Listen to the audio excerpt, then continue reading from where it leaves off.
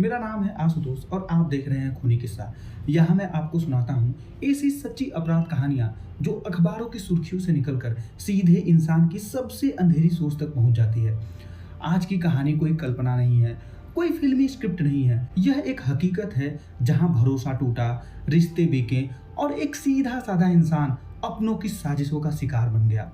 अगर आपको real crime और सच्ची घटनाओं पर आधारित कहानियां पसंद है तो इस कहानी को अंत तक जरूर सुनना, क्योंकि आगे जो होने वाला है वो आपकी सोच बदल देगा। आज की कहानी उत्तराखंड के उधम सिंह नगर जिले से शुरू होती है। तारीख थी 27 जून 2018।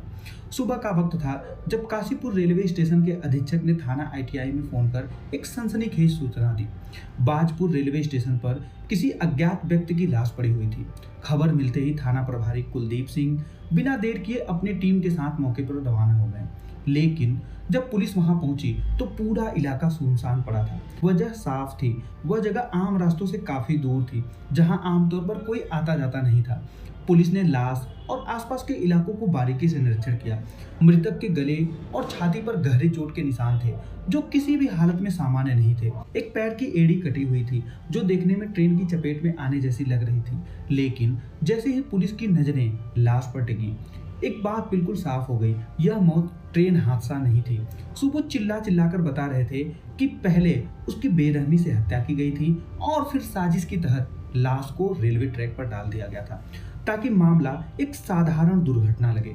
यह कोई हादसा नहीं बल्कि सोची समझी साजिश थी। जैसे ही रेलवे ट्रैक पर लाश मिलने से खबर फैली, आसपास के गांव में हलचल मच गई।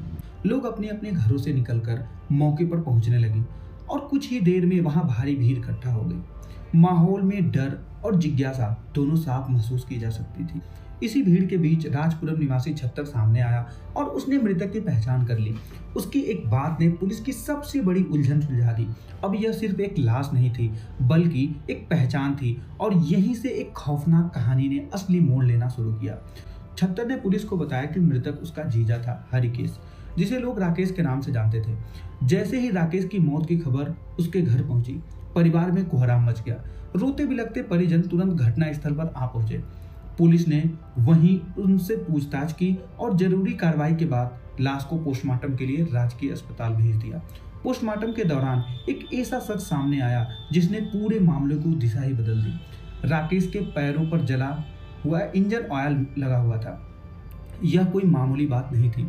हैरानी की बात यह थी कि बिल्कुल उसी तरीके का इंजन ऑयल उसके मौसेरे भाई इंद्रपाल के कपड़ों पर भी पाया गया। यह जानकारी मिलते ही राकेश के घर वालों का शक यकीन में बदल गया।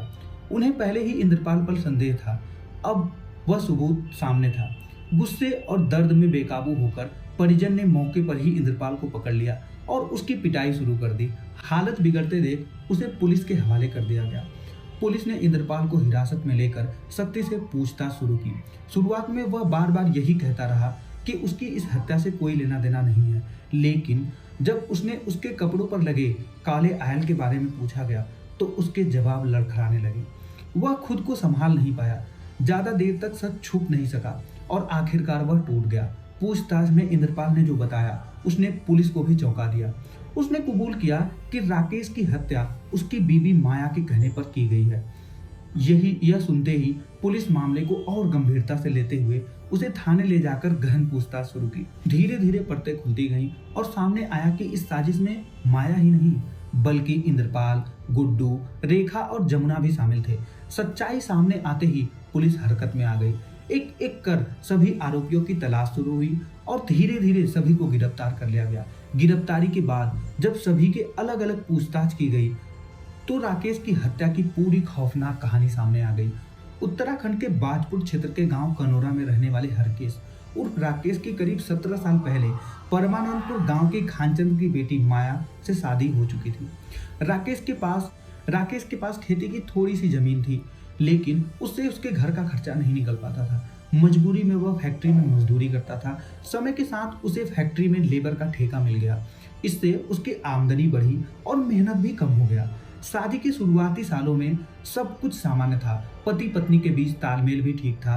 राकेश माया से बेहद प्यार करती थी। वह रोज सुबह काम पर निकलता और देर शाम थका हारा घर लौटता। खाना खाकर अक्सर जल्दी ही सो जाता था, लेकिन यही बात माया को चुभने लगी। उसे यह मंजूर नहीं था कि जब तक वह जाग रही है उसका पति सो जाए। माया ज्यादा पढ़ी लिखी नहीं थी, लेकिन उसकी ख्वाहिशें बहुत बड़ी थी। वह स्वभाव से चालाक और शातिर थी। शादी के बाद भी वह राकेश के साथ पूरी तरह खुश नहीं रह पाई। समय के साथ वह 3 बच्चों की मां बनी। बड़ी बेटी मधु, बेटा आकाश और छोटी बेटी प्रीति। ससुराल में ही उसने कई लोगों के साथ चोरी छुपे रिश्ते बना लिए। यह सब इतना शातिर तरीके से होता रहा कि राकेश को इसकी भनक तक नहीं लगी। माया की एक बहन की शादी काशीपुर के खड़गपुर गांव में रहने वाले सत्यभान से हुई थी। जब जब माया बहन के घर जाती, बच्चे उसके साथ जाते और मौसी के घर रुकने की जिद करने लगते। राकेश ने कई बार बच्चों को समझाने की कोशिश की, लेकिन बच्चे अड़े रहे। वे कहते इन्हें भी मौसी की तरह शहर में घर रहना है। आखिरकार बच्चों की जिद और माया के दबाव में आके राकेश टूट गया। करीब 6 साल पहले उसने जुताई की जमीन बेच दी। उसी पैसे से खड़गपुर में 25 गज का एक छोटा सा प्लाट खरीदा और वहां मकान बनवाया। इसके बाद राकेश अपनी बीवी बच्चों के साथ खड़गपुर में ही रहने लगा। खड़गपुर काशीपुर के पास बसा हुआ एक इलाका था जो शुरू में ही मजदूरों और छोटे मोटे काम करने वाले लोगों के लिए जाना जाता था, लेकिन इसकी पहचान सिर्फ मेहनत तक सीमित नहीं थी। यहाँ हर वो चीज आसानी से मिल जाती थी जो समाज के अंधेरे कोनों में गिनी जाती थी। कच्ची शराब, जुआ और देह व्यापार। खड़गपुर में आने के बाद माया की संगत बदलने लगी। उसका उठना बैठना अब ऐसी औरतों के साथ होने लगा जिसका रिश्ता देह व्यापार से जुड़ा हुआ था। यहीं से माया की जिंदगी में वो मोड़ आया जिसने आगे चलकर एक खौफनाक अंजाम की नींव रख दी। खड़गपुर आने के बाद माया का रहन सहन पूरी तरह बदल चुका था। अब वह सज संवर कर घर से निकलती, देर रात तक बाहर रहती और गलत संगत में वक्त बिताने लगी। राकेश यह सब देखकर अंदर ही अंदर टूटने लगा। उसने कई बार माया को समझाने की कोशिश की, लेकिन माया पर उसके बातों का कोई असर नहीं हुआ। धीरे धीरे घर में रोज कलेश बन गए, झगड़े बढ़ने लगे, पति पत्नी के बीच दूरी खाई बनती चली गई। इसी दौरान माया ने खड़गपुर में रेखा, जानकी और कुछ दूसरी औरतों के साथ अपनी एक अलग टोली बना ली। ये सब देह व्यापार से जुड़ी थी। उसके साथ रहते रहते माया ने भी पूरी तरह इसी दलदल में कदम रख दिया। राकेश के लिए यह सब देखना असहनीय हो गया था। उसने मजबूर होकर माया की शिकायतें उसके मायके वालों से कर दी, लेकिन वहां उसे इंसाफ नहीं, उल्टा इल्जाम मिला। मायके वालों ने माया का ही साथ दिया और राकेश पर ही अपनी बेटी के बदनाम का आरोप लगा दिया। मायके का सहारा मिलते ही माया और ज्यादा बेखौफ हो गई। राकेश रोज काम पर निकल जाता, माया बच्चों को स्कूल भेजती और उसके बाद काम में लग जाती। रेखा और जानकी हर कदम पर उसका साथ देती। उसकी मदद से माया का धंधा तेजी से फैलने लगा। आसपास के इलाकों में लोग खड़गपुर की कच्ची शराब पीने आते और वहीं से माया के दलाल उन्हें जाल में फंसा लेते। पैसे उसी गंदे धंधे में झोंक दिया जाता।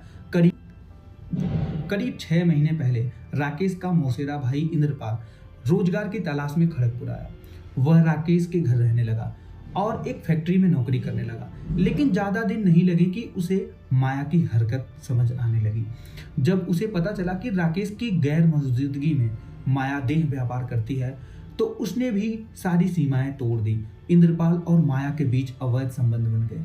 कुछ ही वक्त बाद इंद्रपाल ने फैक्ट्री में नौकरी छोड़ दी और माया के लिए ग्राहक लाने लगा। बदले में माया उसे कमीशन देती, इतना पैसा जितना वह ईमानदारी के नौकरी से कभी नहीं कमा सकता था। देवर भाभी के बीच यह काला खेल लंबे समय तक चलता रहा, लेकिन सच ज्यादा दिन तक छुप नहीं सका। जब राकेश को इस घिनौने रिश्ते की भनक लगी तो उसका सब्र टूट गया। वह इंद्रपाल को जमकर फटकारा और घर से निकालने की कोशिश की। इसी मोड़ पर माया खुलकर इंद्रपाल के साथ खड़ी हो गई और राकेश के सामने डट गई। राकेश को समझ आ गया कि उसकी बात न तो सुनी जाएगी और न मानी जाएगी। टूटे मन से उसने माया को किनारे कर दिया और साफ कह दिया कि अब वह घर का खर्चा नहीं उठाएगा। जो करना है माया खुद करे। यही वह पल था जब माया के दिल में प्यार की जगह नफरत ने घर कर लिया। वह इस गंदे धंधे में पूरी तरह फंस चुकी थी और किसी भी हाल में छोड़ना नहीं चाहती थी। उसी दिन उसने मन में फैसला बना लिया कि राकेश को उसके रास्ते से हटाना होगा। इसके बाद माया ने इंद्रपाल को भी राकेश के खिलाफ भड़काना शुरू कर दिया। नफरत, लालच और डर तीनों ने मिलकर एक ऐसी साजिश रचने लगे जिसका अंजाम सिर्फ खून ही हो सकता था। माया ने इंद्रपाल के कान भरने शुरू कर दिए। उसने कहा कि घर में जितना भी झगड़ा और फसाद हो रहा है उसकी वजह वही है। राकेश को हम दोनों पर शक हो गया है, इसी वजह से वह मुझे मारता पीटता है।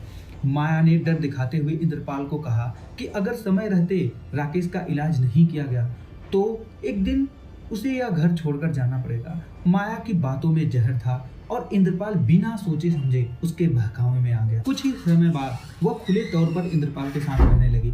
इंद्रपाल न सिर्फ घर का खर्चा उठाने लगा बल्कि माया की हर ख्वाहिश पूरी करने लगा। इंद्रपाल की पहले से ही गुड्डू से गहरी दोस्ती थी। उसने इस गंदे धंधे में गुड्डू को भी शामिल कर लिया। अब इंद्रपाल और गुड्डू मिलकर माया, रेखा और जमुना के लिए ग्राहक ढूंढते, मोटा कमीशन लेते और खुद ऐश करते। जब इन लोगों की हरकतें हद से ज्यादा बढ़ने लगी तब राकेश ने एक बड़ा कदम उठाया। उसने जमुना के पति धर्म सिंह से मिलने का फैसला किया। राकेश ने उसे पूरी सच्चाई बताते हुए कहा कि उसकी पत्नी जमुना और उसकी अपनी बीवी माया मिलकर कई औरतों के साथ एक ऐसी अयाशी का अड्डा बना चुकी हैं। यह सुनते ही धर्म सिंह का खून खौल उठा। वह घर पहुंचा और गुस्से में जमुना के साथ मारपीट कर बैठा। इस घटना के बाद गिरोह की सभी औरतों को समझ आ गया कि रास्ते का सबसे बड़ा रुकावट राकेश ही है। सबने मिलकर माया का साथ देते हुए एक खौफनाक फैसला लिया। राकेश को खत्म करना होगा। शराब के नशे में एक दिन साजिश रचते हुए तय किया गया कि राकेश को मारने के लिए पहले धर्म सिंह को किसी झूठे मामले में जेल भिजवाया जाए। सभी ने पहले योजना बनाया और योजना के तहत रेखा ने किसी बहाने धर्म सिंह को अपने घर बुलाया। उसे अच्छी तरह पता था कि धर्म सिंह शराब का आदी है। मौके का फायदा उठाकर रेखा ने उसे घर में रखी कच्ची शराब पिलाई। जब धर्म सिंह नशे में पूरी तरह डूब गया तो रेखा घर के बाहर निकली और अचानक शोर मचाने लगी। रेखा की चीख पुकार सुनते ही आसपास के लोग दौड़े। बाहर खड़ी भीड़ को रेखा ने रोते हुए बताया कि धर्म सिंह उसे घर में अकेला देखकर घुस आया और उसकी इज्जत लूटने की कोशिश करने लगा। उसकी हालत ऐसी थी कि सुनने वाला कोई भी उस पर शक न करता। जब पड़ोसी घर के अंदर आए तो उन्हें देखा कि धर्म सिंह नशे में बेसुध पड़ा था। कपड़े अस्त व्यस्त थे, होश नाम की कोई चीज नहीं थी। यह दृश्य देखकर लोगों को यही लगा कि रेखा सच बोल रही है। हालत इसके पक्ष में थी। रेखा यही नहीं रुकी, वह अपनी मंडली की दूसरी औरतें और कुछ पड़ोसियों को साथ लेकर थाना ITI पहुंची और धर्म सिंह के खिलाफ दुष्कर्म की कोशिश का मामला दर्ज कराने लगी। लेकिन पुलिस ने जब घटनाक्रम को ध्यान से परखा तो कहानी में कुछ झोल नजर आने लगी। जांच के आगे बढ़ी तो सच सामने आ गया। पूरा मामला झूठा था। धर्म सिंह को फंसाने की साजिश रची गई थी। इसी तरह धर्म सिंह बाल बाल बच गया। इस साजिश के नाकाम होते ही गिरोह को समझ आ गया कि उसकी राह का असली कांटा कोई और नहीं बल्कि राकेश है। अब उसका पूरा ध्यान उसी पर टिक गया। यहीं से माया और उसके मौसेरे देवर इंद्रपाल ने राकेश को हमेशा के लिए रास्ते से हटाने का फैसला लिया।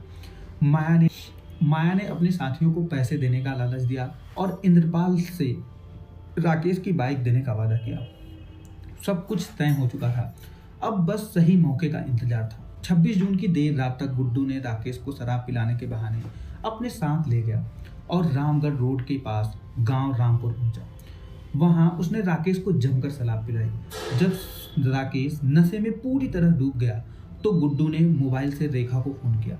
रेखा पहले से ही तैयार बैठी थी। रात करीब 10 बजे रेखा की मदद से गुड्डू राकेश को बाइक पर बिठाकर कचनाल गोसाई स्थित अपने कमरे तक ले गया। वहां इंद्रपाल और जमुना पहले से मौजूद थे। ज्यादा शराब पी लेने के कारण राकेश कमरे में पहुंचते ही फर्श पर गिर पड़ा और लगभग बेहोश हो गया। सबने एक दूसरे की तरफ देखा। यही सबसे सही मौका था। इंद्रपाल और रेखा ने राकेश के हाथ जकड़ लिए। गुड्डू ने गला दबा दिया और जमुना ने उसे काबू में रखने में मदद की। कुछ ही पल में राकेश तड़पता रहा, सांस लेने की कोशिश करता रहा और फिर सब कुछ शांत। राकेश मर चुका था।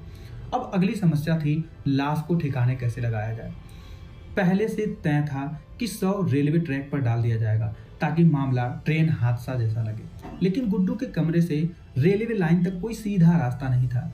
मजबूरी में गुड्डू और इंद्रपाल ने राकेश की लाश कंधे पर उठाई और अंधेरे में रेलवे ट्रैक की तरफ चल पड़े। रास्ते में पड़े जले हुए इंजन ऑयल पर इंद्रपाल का पैर फिसल गया। वही ऑयल के बाद राकेश की लाश को संभालते वक्त उसके पैरों और कपड़ों पर लग गया। उस वक्त इंद्रपाल ने इसे मामूली समझकर नजरअंदाज कर दिया। उसे क्या पता था कि यही तेल उसकी बर्बादी का वजह बनेगा। रेलवे लाइन पर पहुंचकर उन्होंने राकेश की लाश रेलवे ट्रैक के किनारे डाल दी। उसका एक पैर पटरी से सटा हुआ था। रात में जब ट्रेन गुजरी तो उसका एक एड़ी कट गया और देखने वालों को लगा कि यह मौत रेल के हादसे से हुआ है। लाश ठिकाने लगाने के बाद सभी अपने अपने कमरों पर लौट गए। उन्हें पूरा यकीन था कि सुबह यह मामला दुर्घटना मान लिया जाएगा। अगली सुबह इंद्रपाल ने राकेश के भाई कमल को फोन कर बताया कि राकेश कल दोपहर ड्यूटी पर गया था लेकिन अभी घर नहीं लौटा। घबराया हुआ कमल परिवार के साथ खड़गपुर पहुंचा। इसी दौरान उसे खबर मिली कि रेलवे लाइन पर किसी की लाश पड़ी हुई है। जब वो वहां पहुंचा तो उसके पैरों तले जमीन खिसक गई। वह लाश उसके भाई राकेश की ही थी। जांच शुरू हुई और सच ज्यादा देर तक छुप नहीं सका। सभी आरोपी गिरफ्तार किए गए, कोर्ट में पेश हुए और उन्हें जेल भेज दिया गया। तो ये था आज का खूनी किस्सा। अगर आपको सच्ची अपराध कहानियां और रियल क्राइम केस सुनना पसंद है तो खूनी किस्सा चैनल को सब्सक्राइब करें, वीडियो को लाइक करें और इस कहानी को शेयर करें ताकि सच दब न जाए। मैं हूं आशुतोष और मिलेंगे अगली एक और सच्ची, एक और खौफनाक कहानी के साथ यहीं खूनी किस्सा पर।